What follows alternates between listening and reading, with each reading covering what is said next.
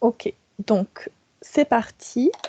Donc aujourd'hui, on se retrouve pour un webinaire sur le développement durable, le green business et toutes ces notions qui nous sont désormais familières.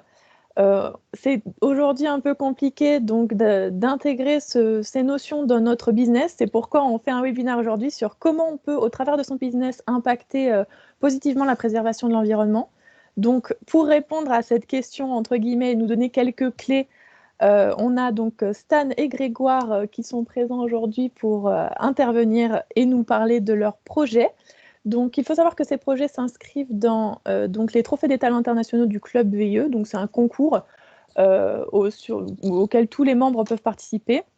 Et donc, où on va proposer donc un projet. Donc, aujourd'hui, Grégoire et Stan vont nous parler de leur projet à eux, car ils sont donc finalistes de l'édition de cette année.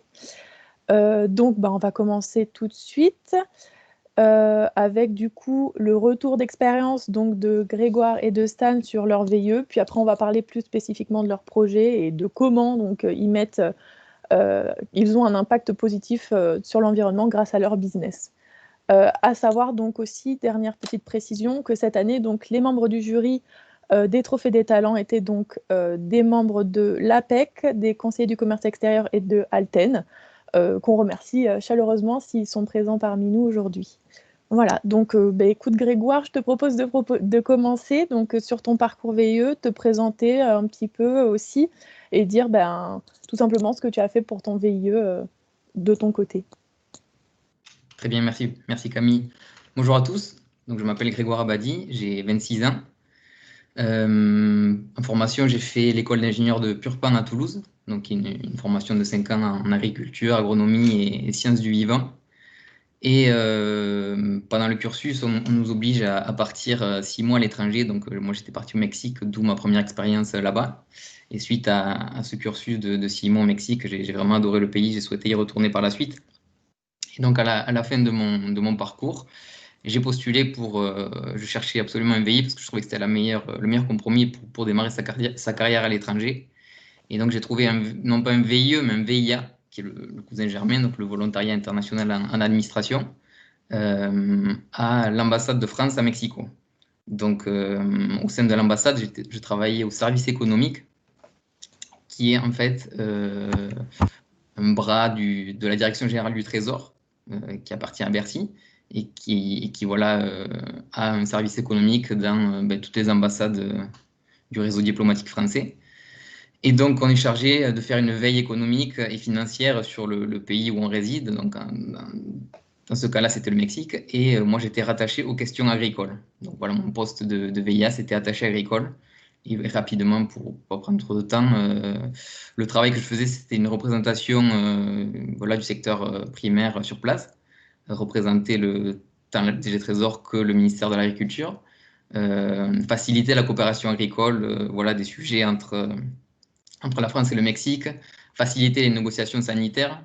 C'est-à-dire que, par exemple, si on veut exporter de la viande de porc au Mexique et que le marché est fermé sanitairement, il y a des certifications, des négociations qui se font entre les ministères respectifs. Et donc voilà, sur place, essayer de faire passer le message de la façon la plus douce possible pour faciliter ce processus qui est lent et, difficile. Donc voilà, ça c'était une des grosses parties que j'ai fait sur place. Ensuite, représenter les grands groupes du secteur sur place. Donc au Mexique, il y avait Invivo, il y avait Lactalis, il y a Pernod Ricard, Danone. Donc voilà, il y a de grosses boîtes du secteur. Et pareil, essayer de les représenter sur place, les inviter quand on fait des événements diplomatiques, quand l'ambassadeur ou l'ambassadrice se déplace en région, etc. Et ensuite, voilà, prendre part à des activités de représentation sur place aussi, avec les autres ambassades, avec les représentations multilatérales sur place, la FAO, d'autres organisations internationales, etc. Donc voilà, j'ai fait 2 ans entre juin 2016 et juillet 2018. 2 ans voilà, à Mexico pour couvrir tous ces sujets-là.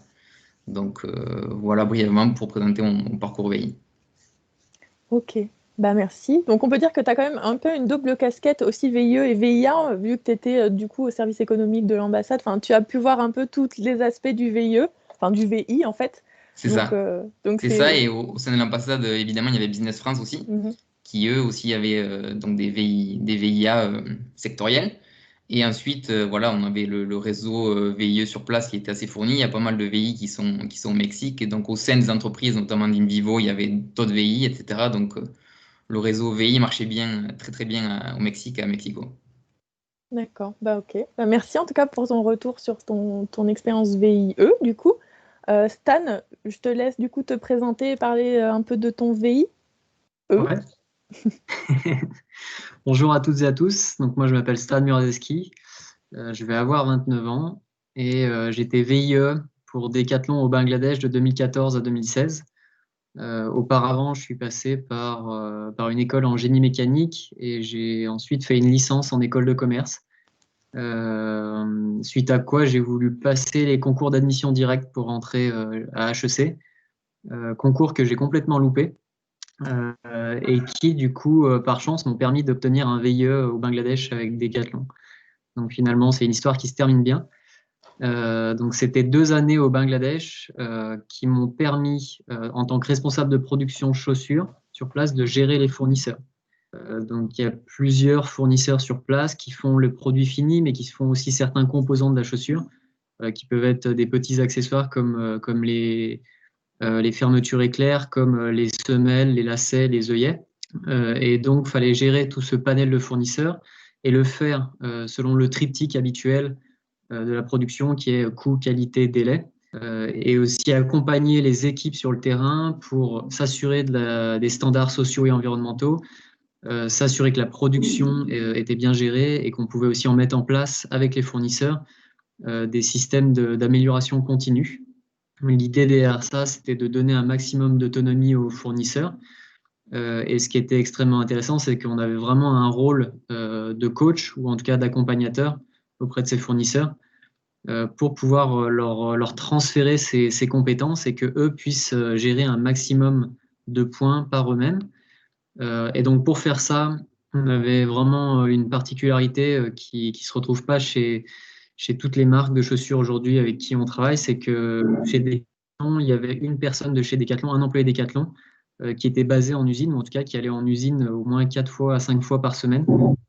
Et donc ça permet vraiment de suivre la production de près, s'assurer que les conditions de sécurité aussi sont bonnes tout au long de la journée et le plus souvent possible. Et donc, c'est une expérience qui m'a emmené à travailler au Bangladesh. Ensuite, on m'a envoyé au Cambodge pour quelques mois également pour supporter la production sur place. Et puis, au travers finalement des échanges et des différents bureaux de production de Decathlon en Asie, ça m'a permis aussi de travailler en Inde, au Vietnam, au Sri Lanka. Donc, ça m'a vraiment permis de voir les différents types de production et puis de voir aussi à quel point finalement, la culture d'entreprise chez Decathlon était forte, étant donné qu'on n'a pas l'impression de changer de pays ni de culture. Quand on va dans un bureau Decathlon en Inde ou au Sri Lanka ou au Bangladesh, c'est le même état d'esprit. Donc ça, c'était assez intéressant. Voilà à peu près pour le travail que j'ai mené sur place. Ça a été 2 années complètes et aujourd'hui, en effet, je suis parti de chez Decathlon. En tout cas, fin 2016, je suis parti de chez Decathlon. D'accord. Et donc, bah, ça nous amène à ce que vous faites aujourd'hui. En quoi, du coup, à tous les deux, hein, la question se pose, votre VIE a été déterminant pour vos projets par rapport à notre thème d'aujourd'hui, donc le business un peu, comment dire, l'impact environnemental sur nos business, en fait, notre business. Du coup, bah, on va peut-être, Stan, peut-être que tu peux répondre en premier ou Grégoire, comme tu préfères. En quoi, du coup, ouais, votre VIE a été un tremplin par rapport à cette question-là de dire un impact positif sur l'environnement, etc. Ouais. Alors, de mon côté, en fait, l'expérience pro a été un tremplin en fait en elle-même. C'est-à-dire que d'un côté, le travail que j'ai eu à faire sur place a été assez important et responsabilisant. Donc ça, c'est une particularité chez Decathlon, c'est on nous donne beaucoup de responsabilités rapidement. Et donc ça m'a permis de vraiment développer cette partie-là, en tout cas de mes compétences. Au-delà de ça, j'ai appris à faire des chaussures, ce que je connaissais pas du tout auparavant parce que avant de rentrer chez Decathlon, j'étais apprenti chez Airbus, Safran et Air Liquide. J'étais dans l'aérospatial, donc vraiment des choses complètement différentes de la chaussure. Et donc aujourd'hui, finalement, cette expérience m'a permis de faire tremplin pour aller créer cette entreprise Zero Issues et de travailler avec les marques et les différents acteurs de l'industrie de la chaussure. Donc pour moi, ça a été un tremplin d'un point de vue confiance personnelle. Ça m'a donné en tout cas la confiance et les épaules de mener un projet entrepreneur. Et au-delà de ça, des compétences. Parce qu'aujourd'hui, je sais de quoi je parle quand je rencontre une marque de chaussures. Je connais très bien le produit technique. Donc voilà les 2 points, en tout cas, où le VIE m'a permis de faire tremplin pour la création d'entreprise. D'accord. Pour moi, du coup, pendant 2 ans, en fait, j'ai baigné dans le secteur agricole mexicain. Et donc, ce travail de veille et puis les rencontres de différents acteurs, voilà, ça m'a permis de me rendre compte que voilà, le secteur agricole au Mexique, c'est un secteur vraiment important. Le Mexique, c'est un énorme exportateur, premier exportateur de bière, d'avocats, de nombreux produits. Donc voilà, c'est vraiment un gros monstre agricole, on va dire, au niveau mondial. Mais ça m'a aussi permis de me rendre compte qu'il y avait 2 monnaie de la pièce, on va dire. C'est-à-dire qu'il y a le nord du pays, le centre-nord du pays qui est très développé, qui est un gros exportateur. Grâce à l'ALENA, voilà, le Mexique, c'est un fournisseur de matières premières important pour les États-Unis et le Canada. Mais on se retrouve avec le sud du pays qui est complètement laissé un peu de côté, qui a un potentiel énorme et qui n'est pas du tout mis en valeur, avec des populations qui sont parfois indigènes et qui travaillent du café, qui travaillent du maïs, qui travaillent plein de produits à fort potentiel et qui n'est pas du tout mis en valeur.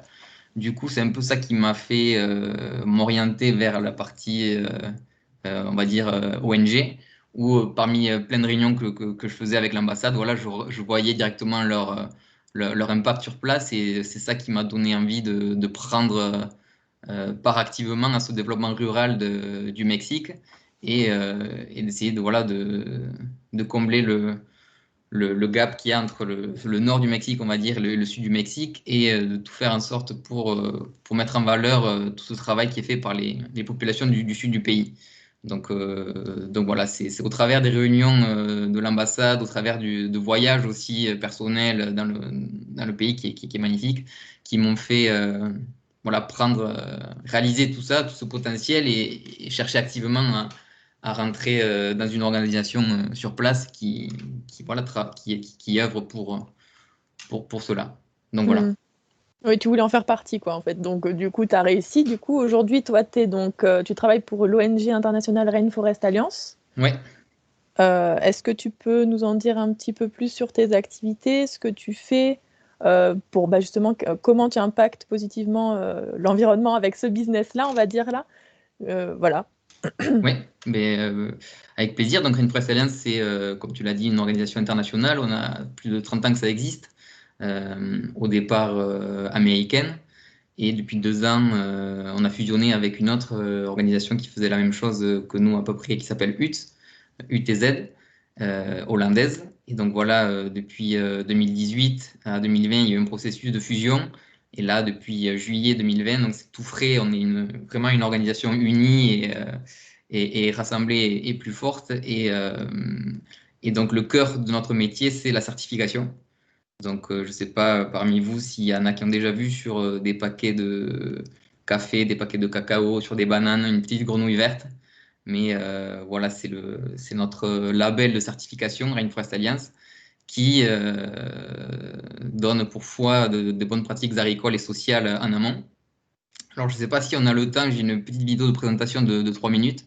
Je ne sais pas si on a le temps de la projeter, mais Pas de souci, oui, vas-y. ça donnerait une bonne idée de...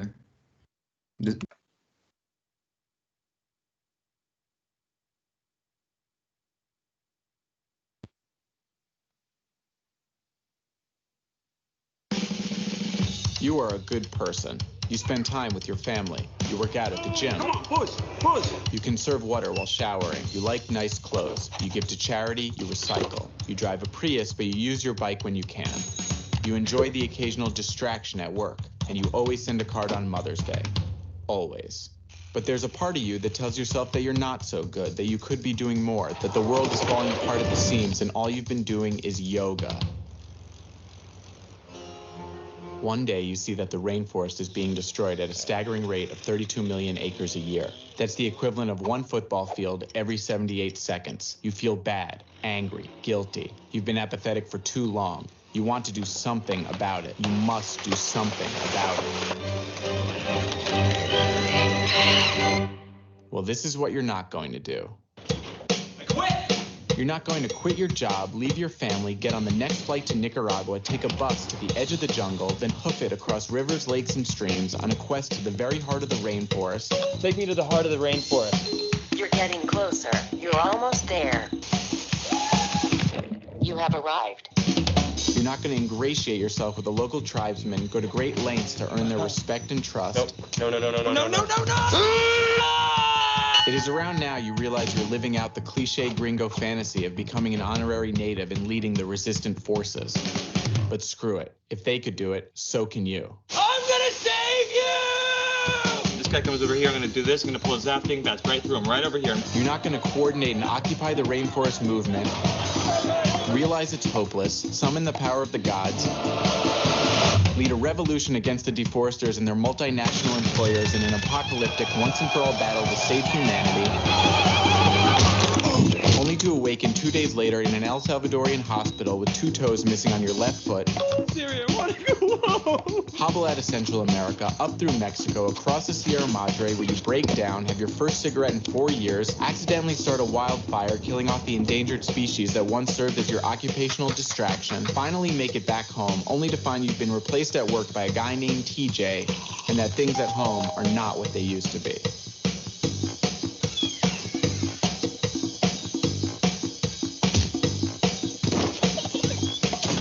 You're not going to do these things, but what you can do is follow the frog.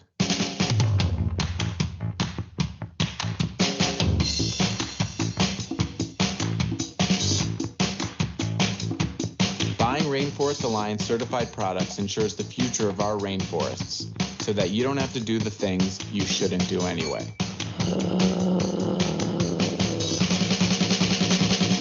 Just follow the frog.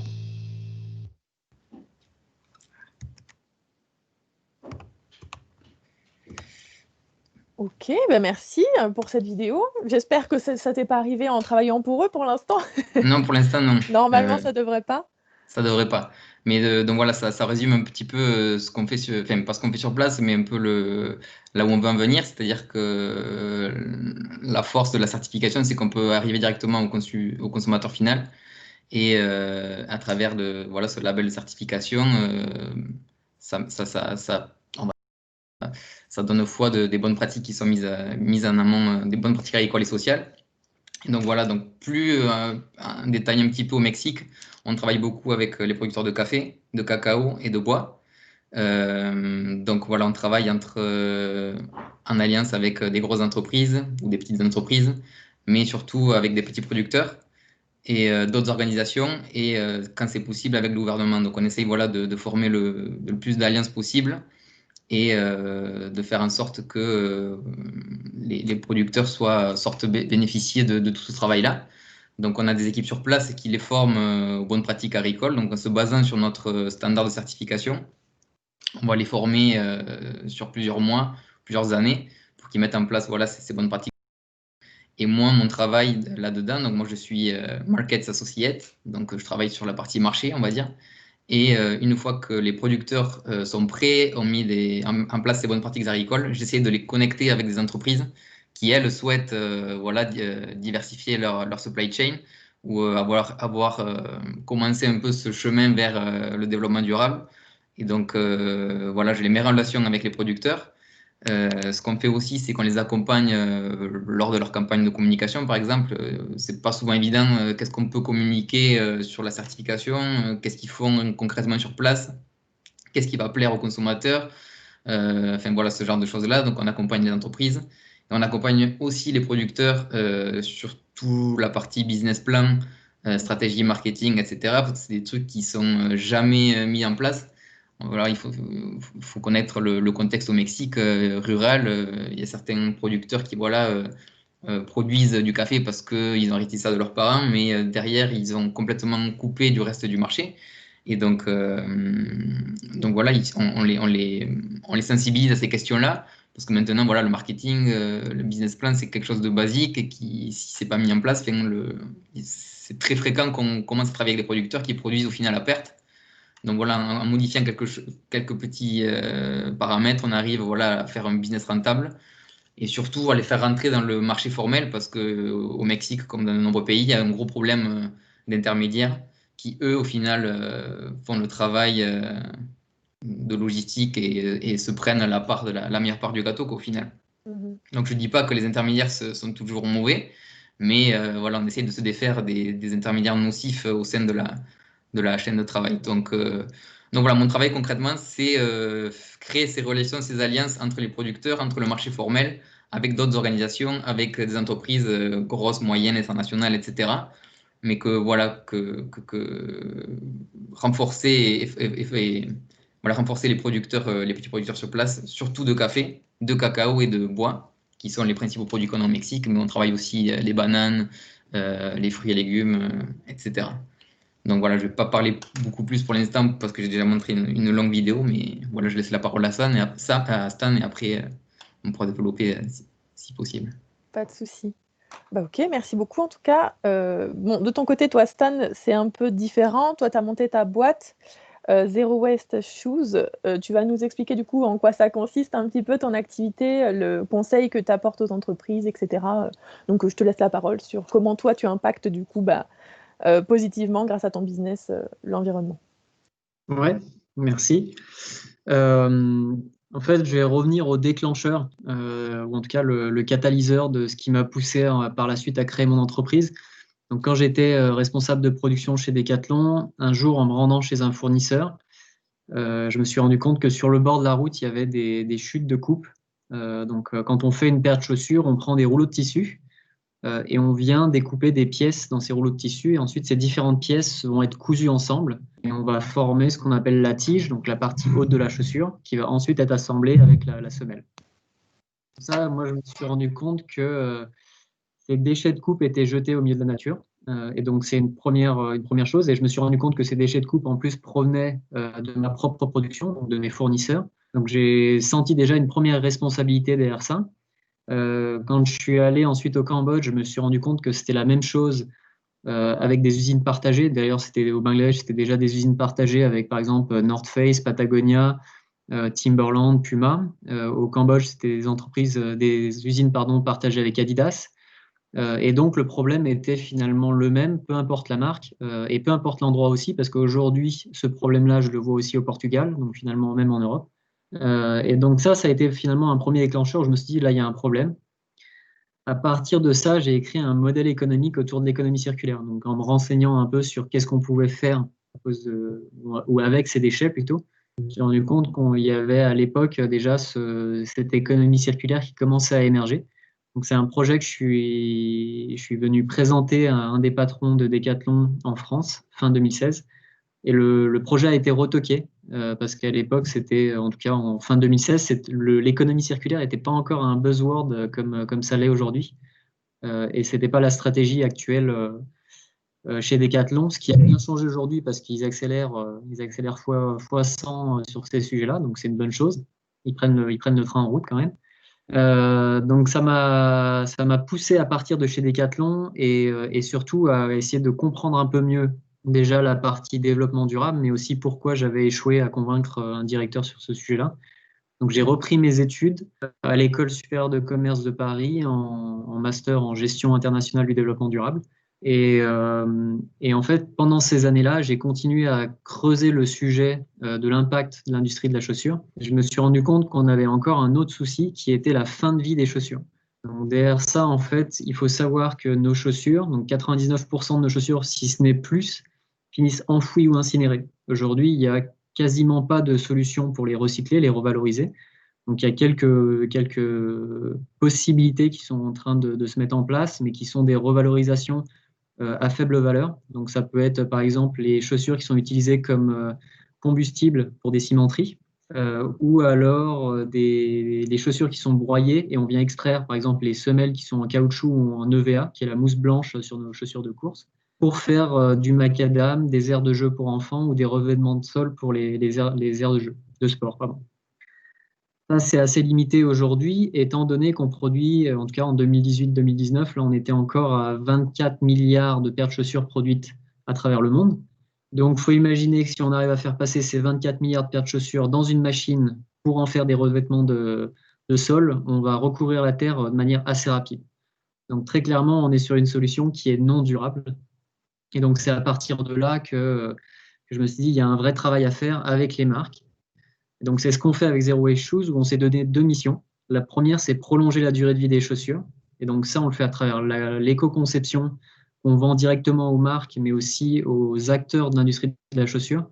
Donc dans ces acteurs-là, il y a évidemment les producteurs, mais il y a aussi ceux qui vont designer, concevoir la chaussure, faire du recherche et innovation sur des matériaux. Donc on va venir conseiller toute cette chaîne de valeur. Et ensuite, on a une deuxième partie qui est trouver des solutions viables pour recycler les chaussures. Et sur ça, en 2019, j'ai développé une technique pour séparer tiges et semelles de certaines typologies de chaussures sans destruction et sans produits chimiques. Donc l'idée derrière ça, c'est au minimum, d'avoir en fait une semelle en 100% de pureté et d'imaginer une revalorisation à valeur égale ou supérieure, donc de pouvoir refaire une semelle à partir de ces semelles désassemblées. Donc ça, c'est vraiment le travail qu'aujourd'hui on pousse. C'est une technique qui aujourd'hui, on va dire, artisanale / industrielle. Et on est en train de rentrer dans des process d'innovation pour monter des machines pré-industrielles, mais aussi pour évaluer le modèle économique. D'ailleurs, Grégoire parlait de cette partie-là qui est finalement un point hyper important dans le recyclage, où on doit vraiment s'assurer en amont de cette possibilité d'être rentable, ce qui peut être difficile sur des matériaux à faible valeur. Quand on vient recycler des produits électroménagers, en général, on peut trouver de la valeur dans les métaux. Dans une chaussure, c'est un peu plus complexe. Donc c'est toute la difficulté aujourd'hui qu'on a à faire face et qu'on travaille avec les différents acteurs qui nous accompagnent là-dessus. Et donc, la mission globale finalement de Zero Waste Shoes, c'est vraiment arrêter d'enfouir et d'incinérer nos chaussures. Donc, c'est vraiment sur ça qu'on travaille tous les jours. Ok, ben super. Merci pour ton retour, en tout cas, sur ce point-là. Donc, tu disais, oui, toi, la difficulté un peu la plus importante ou en tout cas que tu rencontres aujourd'hui, c'est par rapport au fait d'être rentable, parce qu'il faut avoir un modèle économique qu'on peut vendre aux personnes pour qu'ils adoptent justement ce modèle. Parce qu'aujourd'hui, on sait que l'argent est un peu le roi de toutes nos actions, malheureusement. Du coup, c'est sûr qu'il faut qu'on puisse rentrer dans les frais, je pense. Mais du coup, en termes de difficultés, toi, de ton côté, Grégoire, qu'est-ce que tu as vu par rapport à ton positionnement sur l'écologie, etc. Tu nous disais par rapport au fait que beaucoup... les intermédiaires prenaient une grosse part par rapport aux frais, à l'argent qui était possible de générer, et que du coup, des fois, les producteurs étaient à perte. Est-ce que tu vois d'autres difficultés qui ont été surmontées, ou toi, que tu as dû surmonter toi-même par rapport à cet accompagnement, etc., ton projet? Alors, le principal frein ou challenge, c'est de convaincre, entre guillemets, les entreprises. C'est-à-dire qu'on rentre directement dans le cœur de la supply chain, par exemple, une entreprise qui va avoir sa propre marque de café.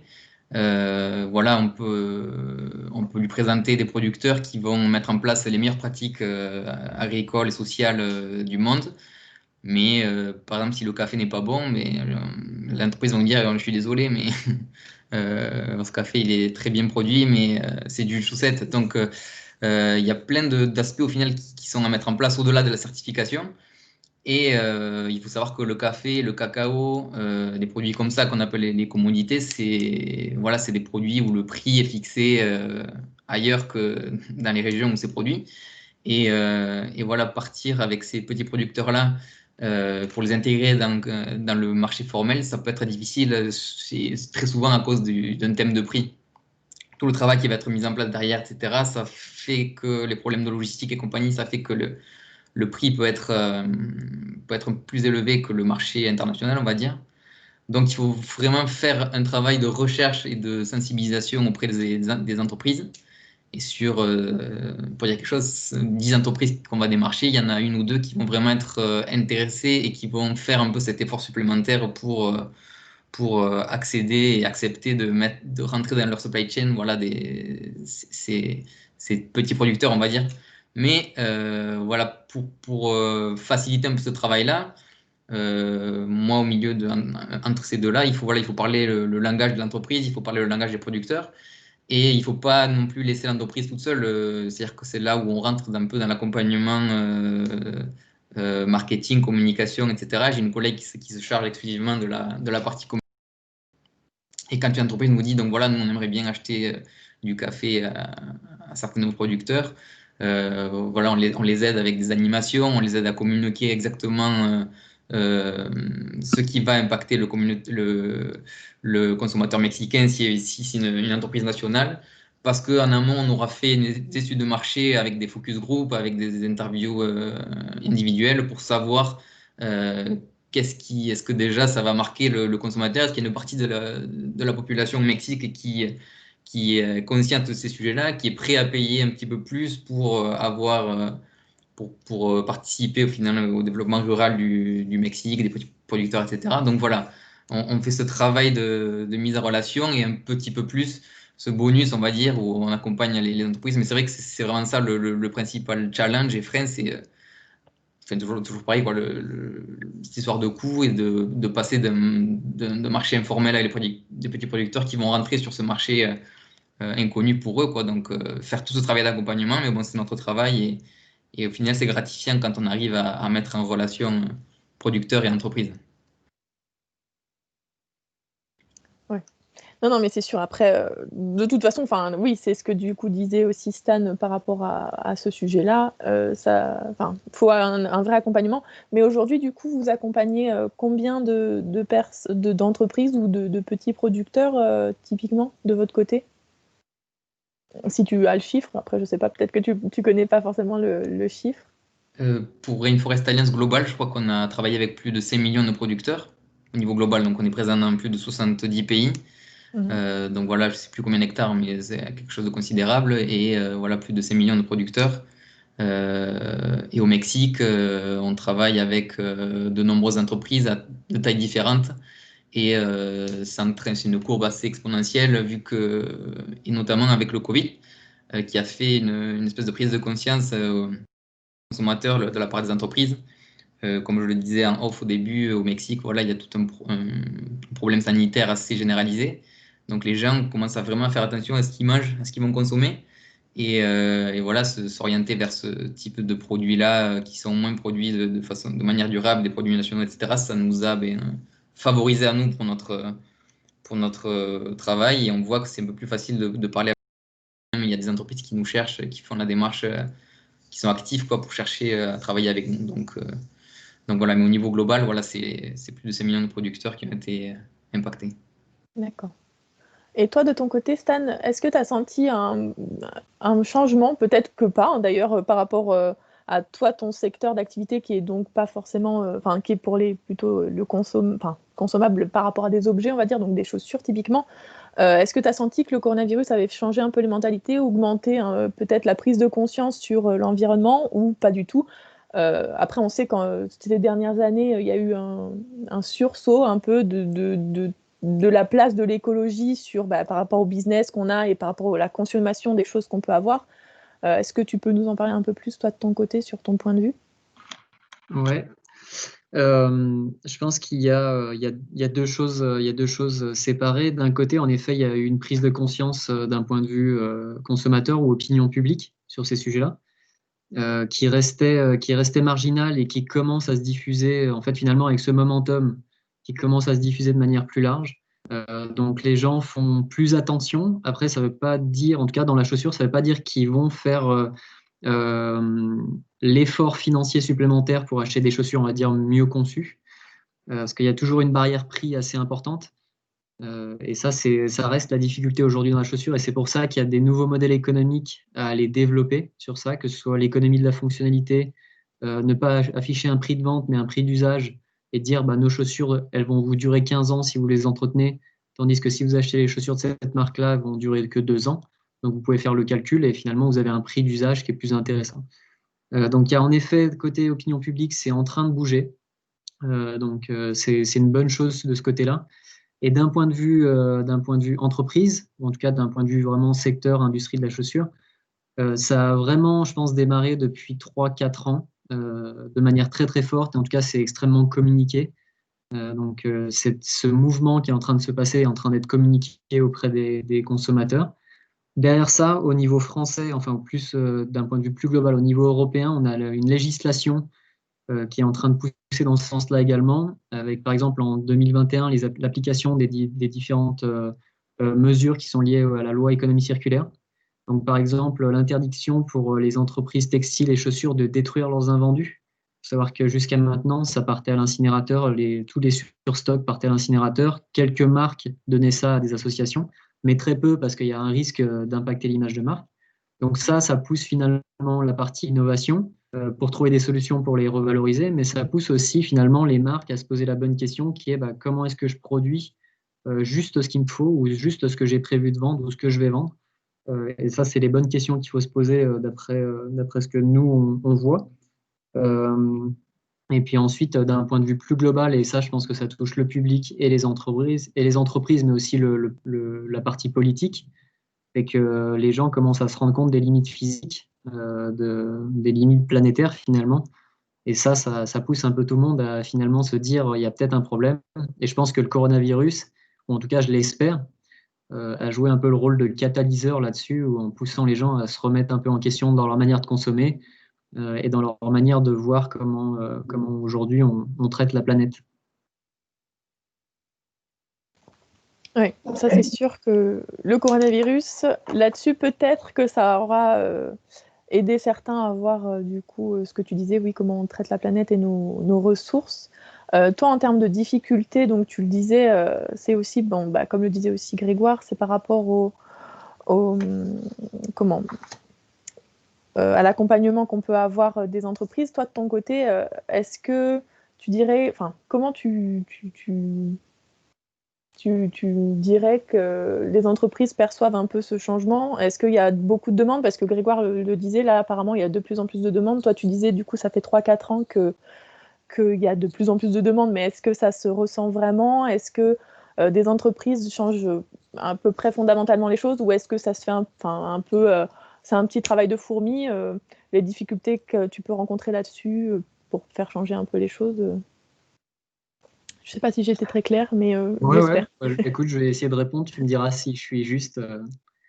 Je pense qu'en fait, on a, et j'ai eu d'ailleurs encore cette discussion hier soir avec des personnes qui travaillent sur la revalorisation des semelles, qui en tout cas font du recherche et développement. Et ils me posaient la question, combien de temps est-ce que, en tout cas, de mon avis, combien de temps il va falloir pour transformer l'industrie de la chaussure de manière à ce qu'elle soit, on va dire, à 90% vertueuse, ce qui est tout l'inverse aujourd'hui. Et en fait, je leur ai jeté il faut 10-15 ans au minimum, parce qu'on est vraiment en fait sur un changement systémique. C'est-à-dire qu'il faut repenser vraiment l'ensemble de la chaîne de valeur de l'industrie de la chaussure, de la conception, en passant par le marketing, en passant par le modèle économique, donc comment je vends mes chaussures et à qui je les vends et où est-ce que je les vends. Donc ça, il faut repenser toute cette partie-là. Ensuite, il faut repenser le cycle de vie de la chaussure. Essayer de se dire, la chaussure, c'est plus un produit jetable comme ça l'est devenu ces 30 dernières années, mais c'est peut-être un produit que je veux garder et que je veux entretenir parce que ça a une dimension peut-être sentimentale, ou en tout cas la marque introduit cette partie-là. Et ensuite aussi également le dernier bloc qui est quelle est la fin de vie de ce produit, où là, il faut développer finalement toutes les bonnes filières qui sont quasi inexistantes aujourd'hui, comme je l'expliquais.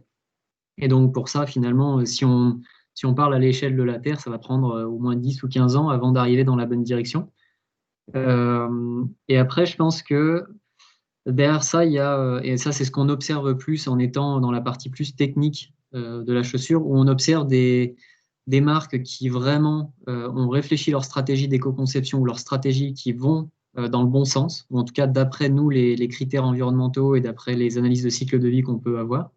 Et il y a vraiment d'autres marques qui pour nous prennent pas les bonnes décisions. Elles restent sur des produits d'usage jetables elles prennent pas les bonnes décisions sur le marketing qui est aujourd'hui dans la chaussure extrêmement axé sur quel matériau j'utilise pour faire ma chaussure et non pas quel cycle de vie je donne à ma chaussure, qui est pour nous en fait ce qu'on prône, c'est ce qu'on vend aux entreprises. Et c'est ce qui les intéresse quand elles travaillent avec nous, c'est que nous, on entre dans le prisme de l'éco-conception par quel est le cycle de vie de la chaussure qu'on va donner, plutôt que quel matériau je vais mettre dans ma chaussure. Est-ce que je mets du recyclé du plastique des océans ou est-ce que je mets du biosourcé? Ça, c'est des questions qui, pour nous, viennent à la fin. Et donc, on rentre différemment. Et ça, c'est vraiment aussi une question, finalement, de poser les problématiques de manière différente. Donc voilà, le sens dans lequel on va. Après, l'opinion publique et la législation poussera les entreprises, je l'espère, à aller dans la bonne direction au final. Oui, on va espérer. Ok. Après, vous, de votre côté, du coup, est-ce que vous auriez des conseils peut-être pour, par rapport à vous personnellement, par rapport à tout ça, se dire, j'en sais rien, hein, peut-être une question par rapport à se dire, il ne faut pas trop se mettre de pression en se disant, ok, ça va doucement peut-être pour certains ou vite pour d'autres. Je ne sais pas, est-ce que vous avez des conseils à donner à les personnes qui nous écoutent? D'ailleurs, si vous avez des questions, n'hésitez pas à les poser. On aura une session de questions-réponses à la fin, d'ici une petite dizaine de minutes, je pense. Donc voilà, n'hésitez pas à écrire vos questions. Et donc oui, est-ce que vous avez des conseils pour les personnes qui nous écoutent pour dire, je ne sais pas, ne serait-ce que tout... Enfin, oui, déjà pour surmonter ce que je le disais, les difficultés, ne serait-ce que pour tout simplement en termes de conseils global. Et après, des conseils peut-être plus spécifiques pour les entreprises. Je ne sais pas après si ça vous parle, vous, de vos côtés, de façon plus globale. Peut-être, je ne sais pas, essayer de changer les mentalités déjà des salariés. Je ne sais pas, peut-être des petits tips, si ça vous dit quelque chose en termes de conseils. Grégoire. Conseil, je sais pas trop. Je pense que voilà, maintenant le développement durable, c'est quelque chose d'indispensable. Je pense que toutes les entreprises, de près ou de loin, commencent à regarder. On voit des grosses multinationales et qui du moins d'après ce qu'ils annoncent, ont vraiment, ça fait vraiment le nouveau pilier stratégique en fait des entreprises. Nous, on le voit par rapport aux demandes qu'on reçoit, mais c'est vrai que voilà, ça va être, c'est l'avenir entre guillemets, mais c'est vraiment quelque chose qu'il faut prendre en compte. Et de nombreux articles de toute manière le disent, que les entreprises qui ne prendront pas ce virage-là vont rester sur le bas-côté. Moi, je le pense. On a fait des études, nous, sur place, par exemple au Mexique, avec la production de café, de cacao.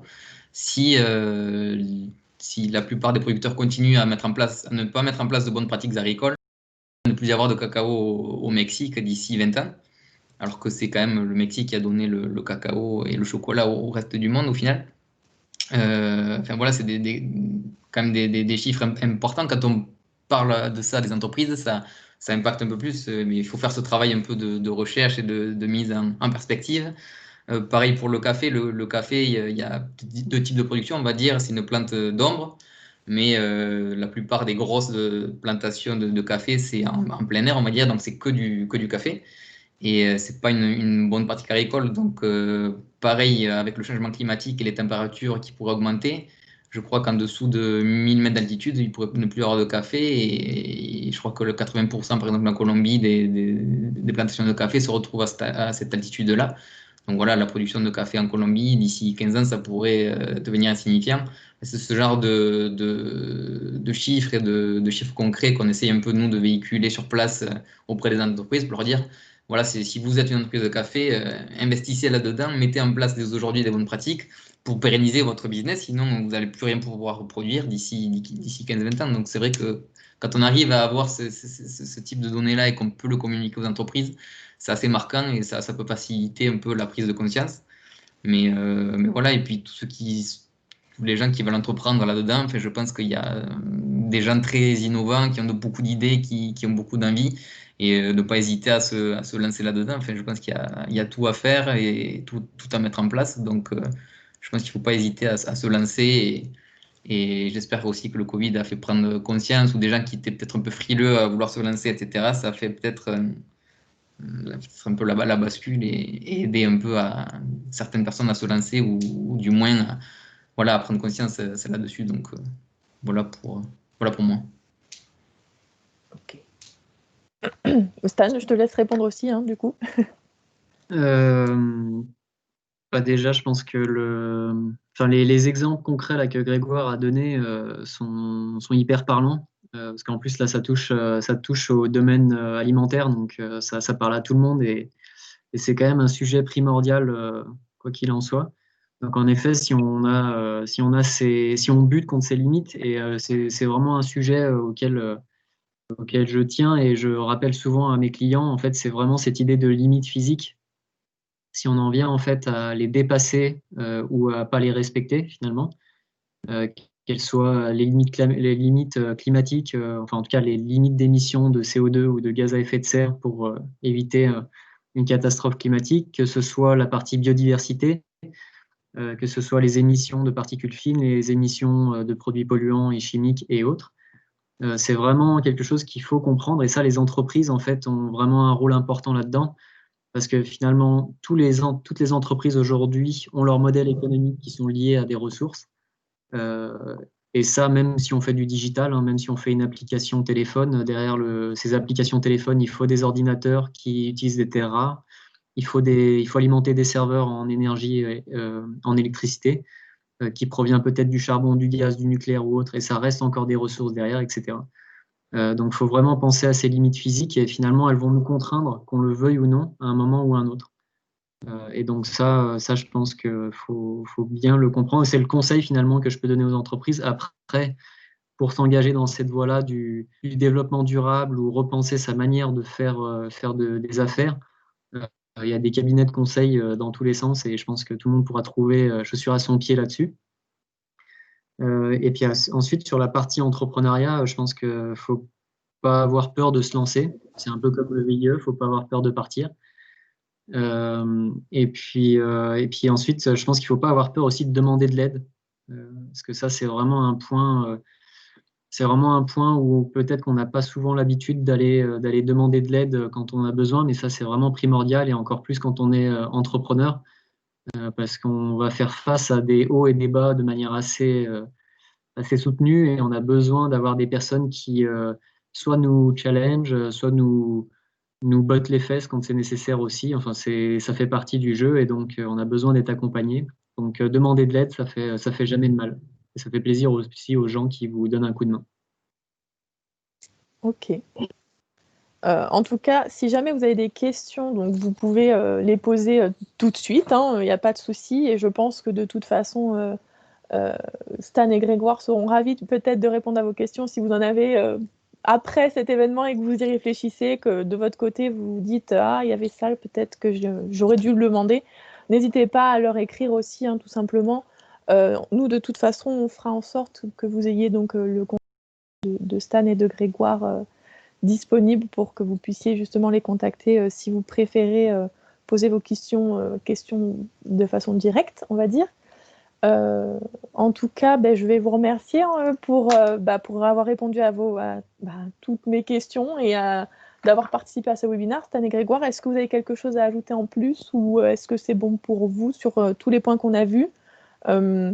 Juste moi, ce que je vais résumer, je pense, c'est de du coup rester curieux et de ne pas avoir peur de se lancer en entrepreneuriat si jamais il y en a parmi vous qui veulent se lancer. Après, c'est un peu comme tout, mais clairement, oui, il ne faut pas avoir peur. Et comme le disait Grégoire, du coup, n'hésitez pas à du coup, demander de l'aide si vous en avez besoin. Merci Olivier Pierre pour ton retour, c'est gentil. Pour les autres, si vous avez des questions, n'hésitez pas, vous avez encore un peu de temps. Il nous reste 5 minutes pour répondre à vos questions si vous en avez. Et puis sinon, je vais vous remercier d'avoir participé à ce webinaire et je laisse le mot de la fin à Grégoire et à Stan s'ils veulent ajouter quelque chose. Mais je crois que Olivier Pierre demandait, ça sera plus pour Stan, c'est un dernier conseil pour se lancer dans l'entrepreneuriat, parce que moi au final, je ne suis pas entrepreneur, du moins pas encore. Mais Stan, toi... Ouais, merci Olivier Pierre pour la question. Alors un dernier conseil, je vais me répéter encore une fois, mais en effet, je pense que l'idée de se lancer fait quand même peur. Donc, il ne faut vraiment pas hésiter. Mais pour ça, en fait, pour pas hésiter de faire le pas, il faut potentiellement se faire accompagner. Donc, il y a beaucoup, en tout cas en France, je ne connais pas trop l'écosystème entrepreneurial sur les autres pays, mais en France, c'est extrêmement simple de trouver des incubateurs, des personnes qui peuvent vous accompagner. Moi, j'ai eu la chance de rentrer dans le programme étudiant entrepreneur. Donc, en sortant de mes études, j'ai obtenu un statut particulier en étant accompagné par la Pépite de Lyon, qui a été mise en place par le ministère de l'Enseignement supérieur. Ça m'a permis d'avoir une mentor professionnelle qui est toujours d'ailleurs directrice de pépinière d'entreprise et un mentor académique qui est professeur d'entrepreneuriat. Et ça, c'est les personnes là qui, ces 12 derniers mois, m'ont finalement mis au défi sur mes manières de penser, sur mon modèle économique, sur ma manière de vendre, qui m'ont botté les fesses quand c'était nécessaire, qu'il fallait que je me bouge ou que j'étais en train de faire une connerie. Donc ça, c'est les points importants. Vraiment, se faire accompagner, il faut le faire. Et puis après, aussi un point que j'aime bien rappeler, il y a l'entrepreneuriat et il y a l'intrapreneuriat aussi. On a aussi besoin, moi j'ai fait le choix de pousser le changement en dehors des grosses entreprises, mais pour changer les grosses entreprises. Et l'intrapreneuriat, c'est finalement être à l'intérieur d'une petite ou d'une moyenne ou une grande entreprise et lui botter les fesses pour la faire changer. Et donc ça, je pense que c'est aussi intéressant. Donc il faut penser aux deux. Dans l'entrepreneuriat et intrapreneuriat, les deux sont valables. Ok, on a une autre question. Donc, on a un Rainforest Alliance pour l'agriculture, mais a-t-on aussi un équivalent pour juger et certifier la circularité et durabilité des biens de consommation, comme les chaussures, et ceci ne pourrait-il pas aider à accélérer les changements systémiques tant nécessaires?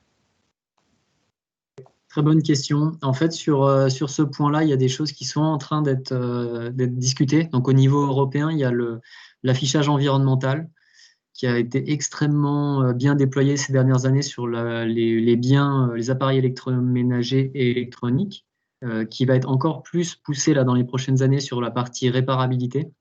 En France, on a déjà pas mal bossé sur ce sujet-là avec la demande, par exemple, que les fabricants mettent à disposition pendant au minimum 10 ans les pièces de rechange pour réparer votre aspirateur ou autre. Le groupe SEB, d'ailleurs, est un leader là-dedans, parce que ça fait 10 ans qu'ils travaillent sur ces sujets-là. Donc, sur la partie chaussures et autres biens de consommation, il y a des choses qui vont arriver dans les prochaines années. Il y aura potentiellement des indicateurs environnementaux pour connaître l'impact environnemental du produit. Et il y aura aussi, et ça c'est en discussion, des indices de réparabilité ou des indices de recyclabilité. Et derrière ça, on essaye de suivre de près ce sujet parce qu'on veut s'assurer que ce soit bien fait, mais ça peut être un peu difficile parce qu'il y a beaucoup de canaux et il y a beaucoup d'acteurs dans la discussion en ce moment. Mais il y a des choses qui arrivent. Donc il n'y a aucun doute que ça fera bouger. Ça fera bouger les changements systémiques, en effet, certains vont être enclenchés par ça. Pour tout ce qui est issu du bois, il y a aussi la certification FSC. Et nous, en tant que Rainforest Alliance, on est cofondateur, on va dire, on faisait partie du groupe qui a monté et élaboré le standard FSC. Du coup, ça peut être aussi une autre option pour tous les produits issus du bois. Donc le carton, les emballages, les papiers, etc. Ou même le bois en tant que tel. Mais voilà, n'hésitez pas à regarder, c'est un petit arbre, le logo, avec une validation. Et voilà, ça peut être entre un produit classique et un produit certifié FSC. Je vous recommande de choisir, si possible, de prendre un produit FSC. On a une autre question de Juliane ou Julian, je suis désolée si je me trompe dans la prononciation. Comment as-tu financé ton projet, Stan, particulièrement le développement de la machine à recycler la semelle? Ouais. Merci Julien pour la question. Alors il y a plusieurs parties, mais sur le financement entrepreneurial, il y a évidemment l'apport en fonds personnels. Donc ça, c'est ce que tu mets de ta poche. Et ensuite, à partir de ça, bien souvent, on conseille de faire ce qu'on appelle les effets leviers. Donc on apporte un certain capital de sa poche. Et à partir de ça, on va aller voir une banque qui va nous faire un prêt à partir de ce capital. Donc on va chercher un peu plus d'argent avec déjà l'argent qu'on a mis sur la table. Et derrière ça, on peut aller chercher plein d'autres moyens de financer. Donc, il y a par exemple, nous, on est passé par la French Tech. Donc, la French Tech, c'est c'est un moyen d'aller chercher jusqu'à 30 000 euros, je crois, et ça couvre 70% du budget qui est demandé. Il y a ça. Ensuite, en fait, en fonction des régions, en fonction des départements, en fonction des cantons, il y a des financements dans tous les sens. Il faut juste en fait se rapprocher des différents interlocuteurs et de voir comment les imbriquer pour les faire fonctionner. Mais il y a la possibilité d'aller chercher beaucoup de fonds de cette manière-là. Ensuite, là, sur la machine et la semelle, enfin les semelles, en tout cas, désassembler les chaussures, pardon. Il y a plusieurs manières et donc là, on a loupé une première opportunité qui était l'éco-organisme français qui gère le textile, linge de maison et chaussures. Donc c'est un éco-organisme qui gère la filière de collecte et de tri en France. Donc eux, ils font un appel à projet et innovation chaque année où il y a quelques millions d'euros dans l'enveloppe pour plusieurs projets. Cette année, on n'a pas participé parce qu'on n'a pas réussi à s'entendre sur la partie juridique avec les marques avec lesquelles on discutait. Derrière ça, il y a la possibilité d'aller chercher l'argent auprès de fonds d'investissement. Donc là, on a été pas mal approché par des fonds d'investissement. En fait, la partie financement, et ça c'est une partie assez drôle, c'est on s'en inquiète pas mal et finalement, s'il y a besoin d'argent, on trouvera toujours un moyen de se faire financer le projet si en effet il y a un modèle économique viable derrière. Et aussi une dimension sociale ou environnementale. Pour ce qui s'agit des fonds d'investissement, ils recherchent de plus en plus des entreprises où investir, des entreprises qui finalement respectent les critères environnementaux, sociaux et de gouvernance, les critères ESG financiers, quoi. D'accord, merci. Alors, je vois que Anne-Marie est en train d'écrire, donc voilà, elle vient de poster. Donc, Stan, existe-t-il des startups travaillant sur le Zero Waste Shoes à l'étranger et arrivez-vous à joindre les efforts pour plus d'impact? Sinon, bravo pour les témoignages très éclairants. C'est une bonne question. Alors, on n'a vraiment pas regardé autour de nous ce qui existait pour le moment. On suit en fait plus on suit les grosses marques qui généralement, eux, mettent beaucoup d'argent sur la table avec des centres de recherche et potentiellement des startups. Et c'est vrai qu'aujourd'hui, on n'a pas vu de startups qui sont vraiment sur cette partie physique tangible de la chaussure. On a vu pas mal de boîtes qui montent, par exemple, des plateformes digitales SaaS qui permettent d'aller récupérer des produits ou de permettre aux produits de rester plus longtemps en utilisation. Où il y a Vinted, par exemple, aussi, qui est ce type de nouveau modèle économique qui permet de garder les produits en usage plus longtemps. Par contre, un point assez drôle, il y a un bon mois maintenant, j'ai été contacté par une personne, une Brésilienne, et donc j'ai eu un appel avec cette personne qui travaille au ministère de l'Industrie brésilien. Et elle me demandait en effet si on ne voulait pas venir s'implanter ou venir travailler avec eux pour développer la filière de collecte et de tri chaussures, parce qu'il n'y a rien d'existant apparemment au Brésil sur la collecte textile et chaussures. Et j'ai trouvé ça assez drôle de voir que finalement on avait un impact jusqu'au Brésil, ou en tout cas on arrivait à nous retrouver dans les moteurs de recherche au Brésil.